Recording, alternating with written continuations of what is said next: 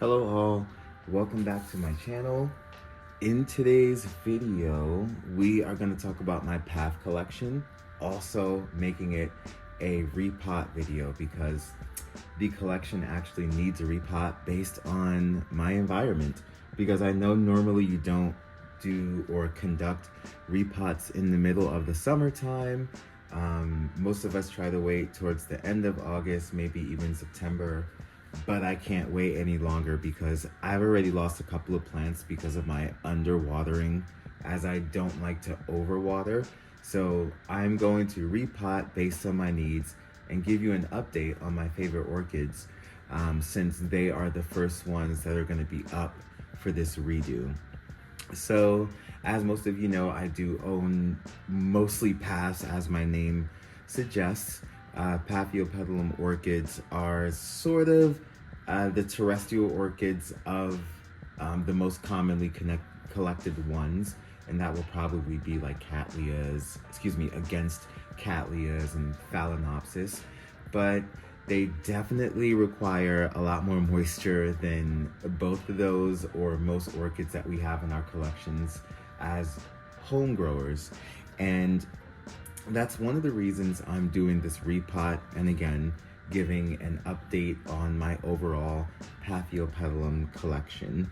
So again, I moved to the desert like a year and some change ago now, and the factors have forced me to experiment with different ratios of growing media, because I've learned that I do need an extremely retentive media, but something that isn't soil. So I'm going to be repotting in a mix of extremely fine bark. I'm going to try to get this into view here, but it's extremely fine bark in sphagnum moss. And I've actually never seen bark this fine before. I do have it in a prior repotting video that I put up to catch up with the channel, but here I'm going to just show everyone exactly how I repot, a reminder of what I use to pot in. I'm actually going to be potting one of my paths in a decorative pot because it needs something larger than a cup. So here we go. So starting with light, one of the factors that changed was something that made growing a bit easier for me. And that was the fact that this apartment now has an east-facing window. I'm actually sitting in front of it, so I probably don't even really need the light, but I do want to make sure that the focus remains on the plants. So in this window, basically, I didn't have to change much.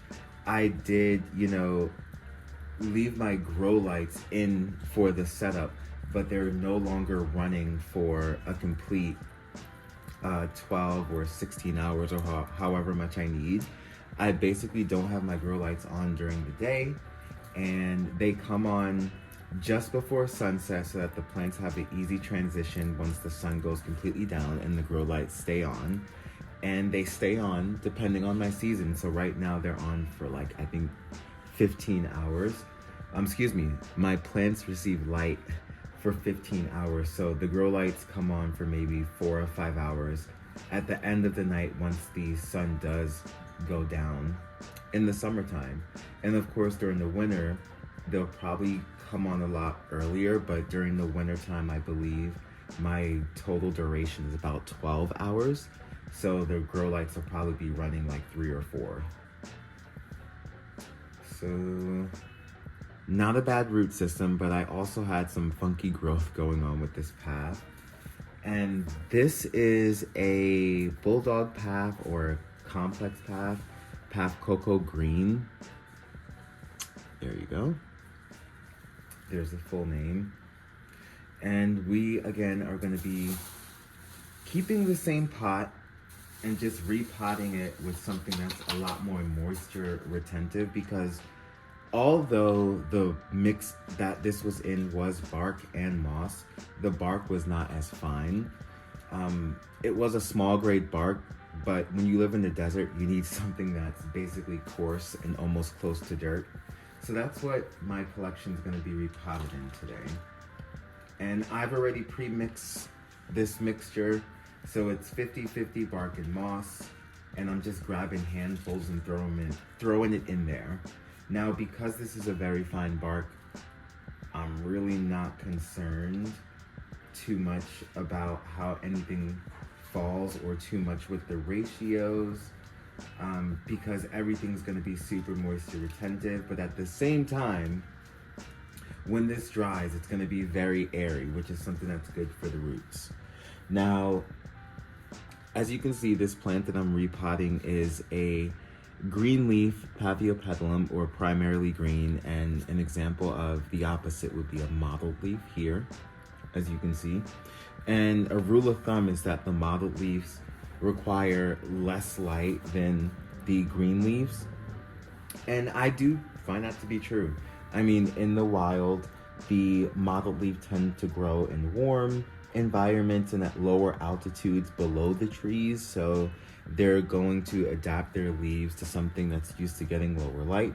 And then you have the green leaves that normally grow at higher altitudes where the temperatures will vary. So some of them can be extremely warm or extremely cool, but nonetheless, the higher altitudes tend to be exposed to a lot more sunlight, especially above the tree line level. So a rule of thumb for us quote unquote houseplant growers is that you can give the green leaf Paphiopedilums a bit more light than your mottled leaves. For me, everyone kind of gets the same light. I mean, the bottom shelves probably get a little less light, but in general, everyone's getting fed the same amount of light during the day with regard to the sun.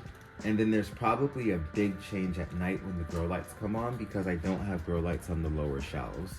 So the plants on the lower shelves are getting a significant amount of less light than the ones on the top shelf, but I'm really not concerned about what goes on in the evening, because the plants, for the most part, are getting enough sunlight in the seasons where it's needed.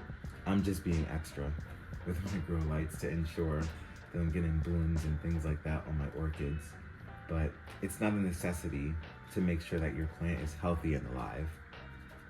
So the first one's done, and I'm probably not gonna water these plants because the medium that I'm potting with is already very moist. So I'm just gonna add a bit of the fertilizer Osmocote that I switched to, and I also add a little bit of garden lime, which provides calcium, and it's that right there. Throwing that in there, just a little bit. And I'm gonna put just a little bit more medium on top of the pot, just to cover the supplements that I threw in there. I don't know if it's a necessity to do that. I just like to do it. I don't like for that stuff to be exposed. I always feel like oxygen makes things decompose quicker, and I need these things to slow release when they're supposed to. Put that in there, and we'll be done. My hands are already looking ashy from this repot. Let's see. Let's put that over there. And the next one.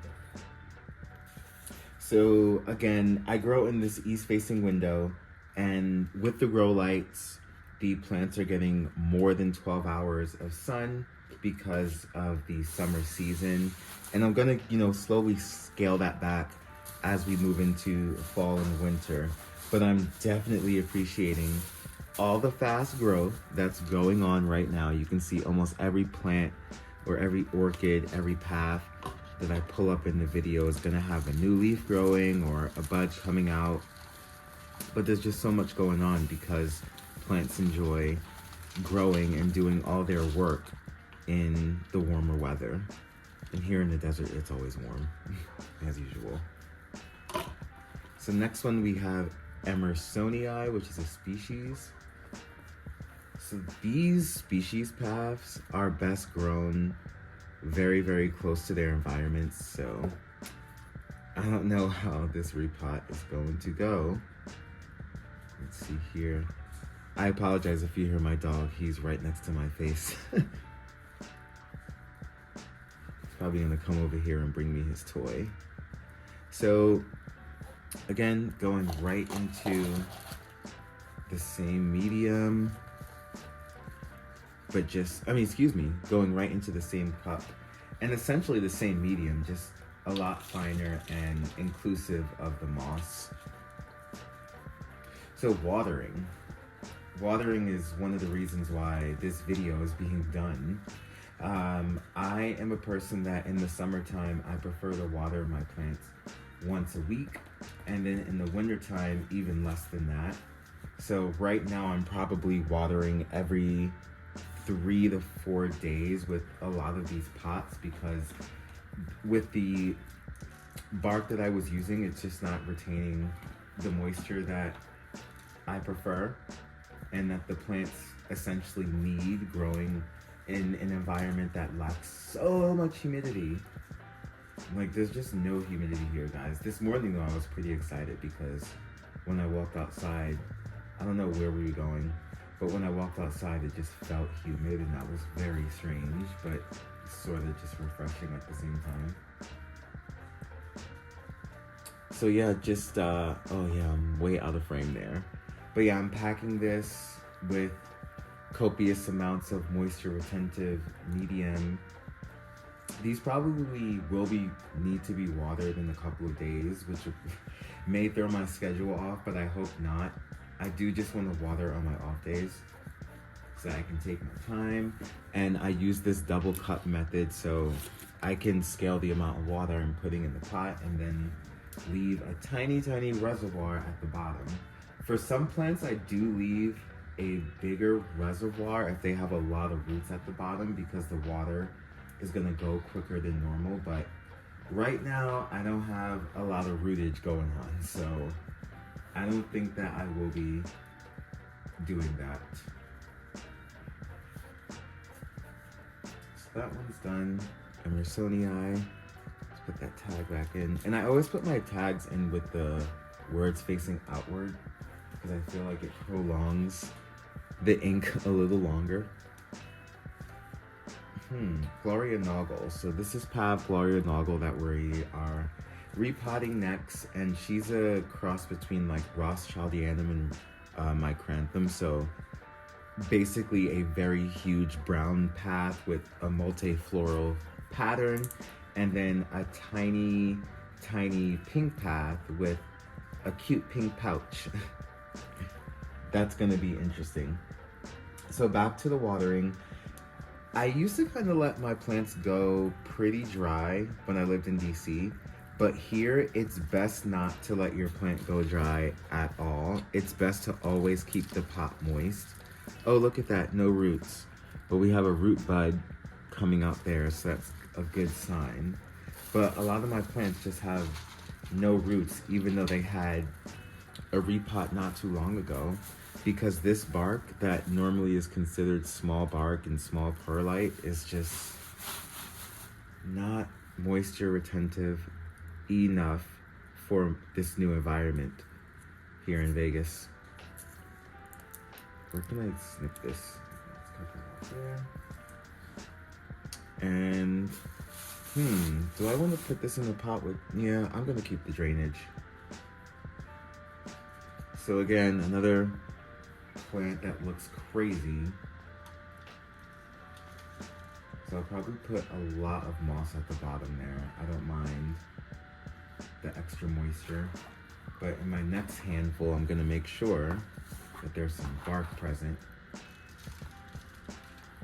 because I still want that aeration. Although Paphiopedilums are more on the terrestrial side, they aren't terrestrial orchids, so they're not gonna grow, I don't know, they may grow in dirt or soil, but you probably have to monitor that transition, because you're not gonna find them growing in dirt or soil. But this mix of very fine bark with this sphagnum, I'm hoping is gonna do wonders based on my experience, and I really don't have time to experiment with my job schedule, so they're all going in this.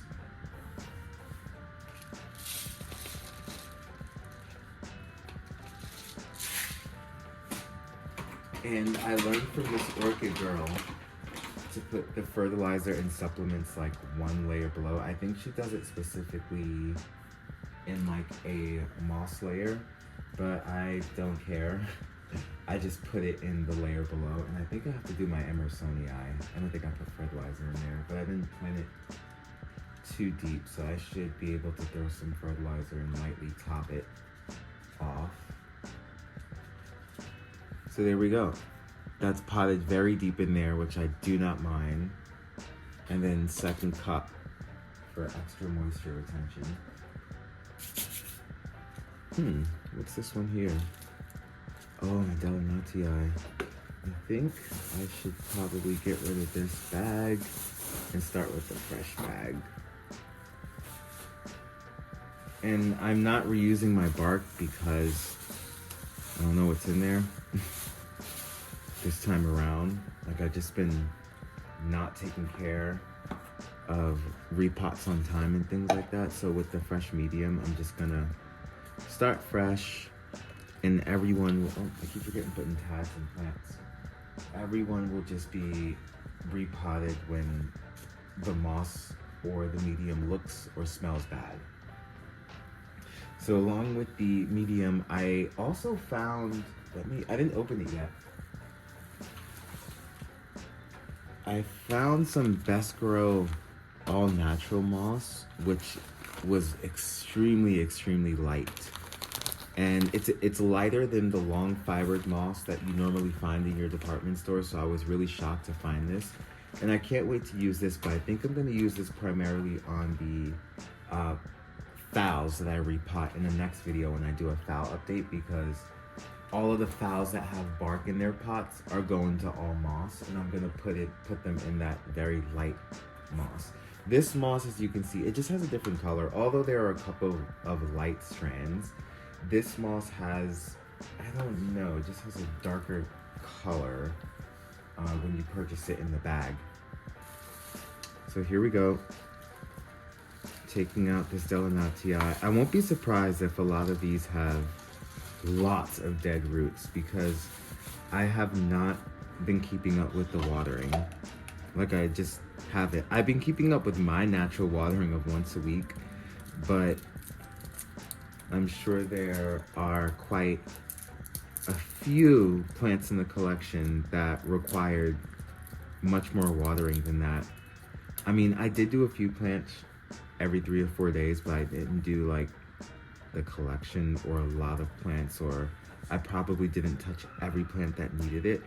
But as I slowly started increasing, to increase the number of plants I was watering every 3 to 4 days, I told myself, yeah, let's do a repot into more moisture retentive medium.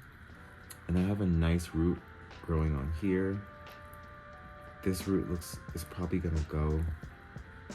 Maybe I should try to twist it completely off.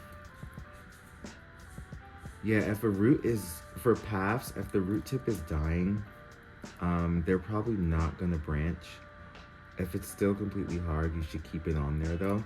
But if it's like dying off and all mushy and stuff, you should take it off. And there's another nubbin coming out, so this is a good sign. We're gonna put this into some fresh moist medium, and hopefully, guys, this will do the trick, because as you can see, my paphs aren't doing the greatest, but a lot of them do have new root tips emerging and just extending out, so that's always a good sign.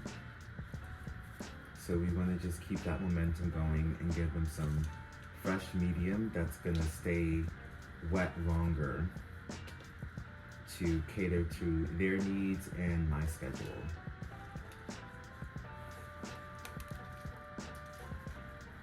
Repotting used to be such a science, my God. You know, as a side note though, speaking of the watering that we were just talking about, I'm still using distilled water and baby water that I'm purchasing, because distilled water has no mineral content, and I believe baby water just has very, very minimal mineral content. But I tried watering with the purified water that says osmosis on it, and it definitely has, if it's made for drinking, it has minerals in it, for sure. Like, for sure. It may not be a lot, but here, because the water evaporates so quick, nothing has a chance to dissolve.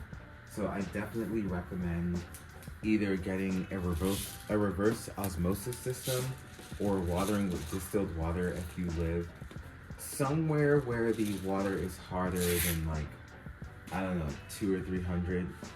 In DC, my water was like 125, 175 at most, close to 200, and it was fine. And here, it's like 450, and your whole pot will be moist, your walls will be white. If you have a humidifier and use the water, it's insane. So there we are, nice and potted up in an extremely moisture retentive medium with that fine bark. I don't want to make this video too long because the last thing we have to talk about is temperature. So let's repot the path that needs to go into a bigger pot altogether. This is actually one of my favorite paths, and I bought it almost 3 years ago from one of these dates today, and it's Chuyi Rookie. It's Tyenum crossed with Rothschildianum, so it's basically very similar to my Cranthum without the color, in the sense that you have your brown giant path that's crossed with a tiny path, but this tiny path is all white. But it's probably the tiniest path, actually. And yeah, so this one's doing quite all right. I don't see any new root tips, but I also don't see any dead roots. Let's feel around here. So there are some dead roots at the top, as I expected from older growths, but oh, this growth is completely separated. So let's hold that on the side there, because we may put that back into the cup. Okay, so there are some dead roots, but everything in the center here is still moist, so that's a good sign. Oh, all these pieces coming off. And guys, if your path is breaking apart and still has roots at the bottom, that's fine. Those sections just need to be repotted. So this seems fine. Let's mess with this root ball here. Everything seems firm. Yeah, so see, some of these roots are dead, and they're coming right off with the bark.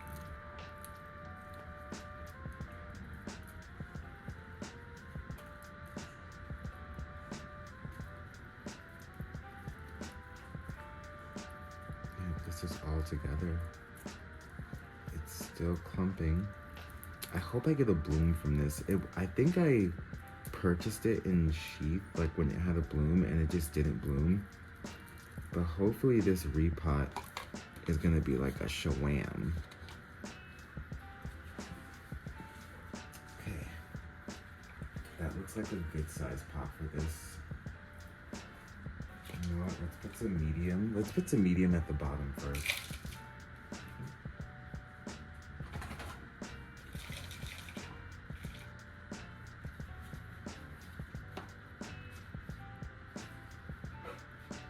I'm squeezing down on this just a little because I want to make sure that the base of the plant is below the pot. Like, I want to keep it below. So it's a little tilted. I can feel it in my hand that the plant is like a bit sideways, but I don't mind as long as the roots are comfortable.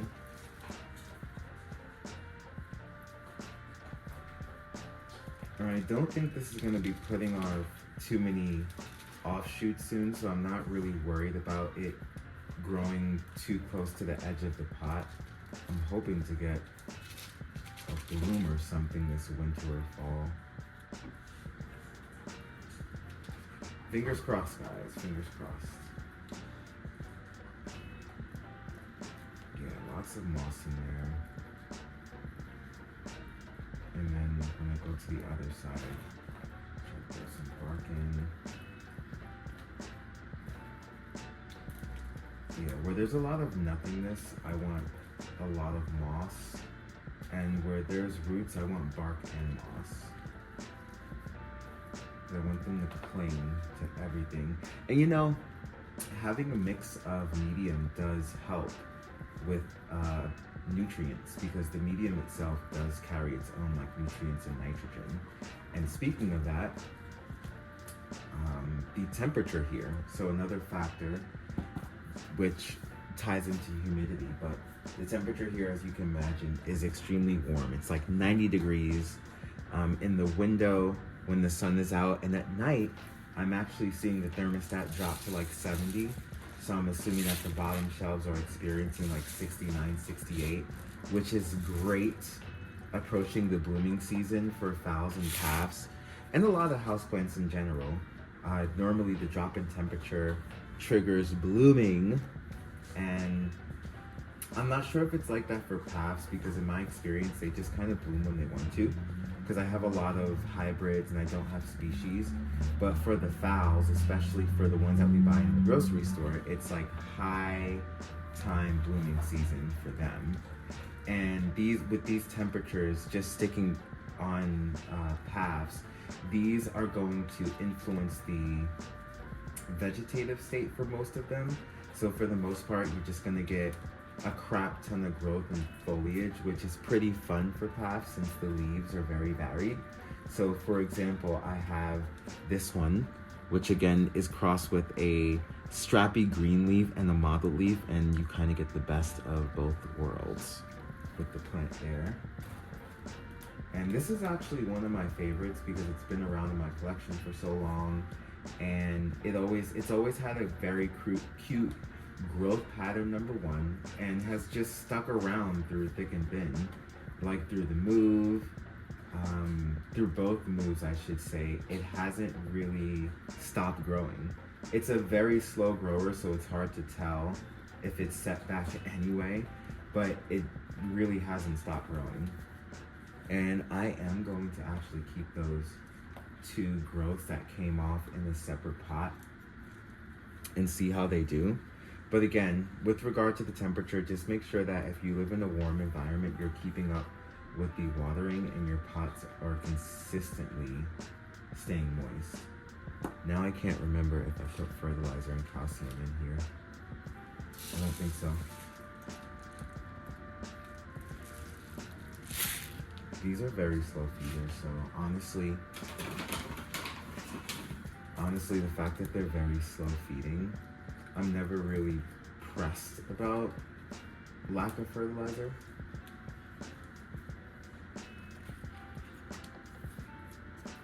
So there we go. I tried to consolidate that into one big pot, and I ended up getting 2 pots of plants.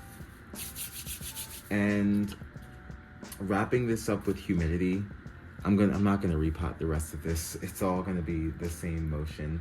But wrapping this up with humidity for paphs, they have something that's open for 24 hours that other plants don't have open for that long, and that's the stomata, which is the, I don't know if you want to say organ, but it's the mechanics under the leaves of the plant that allow it to perspire in the evening time.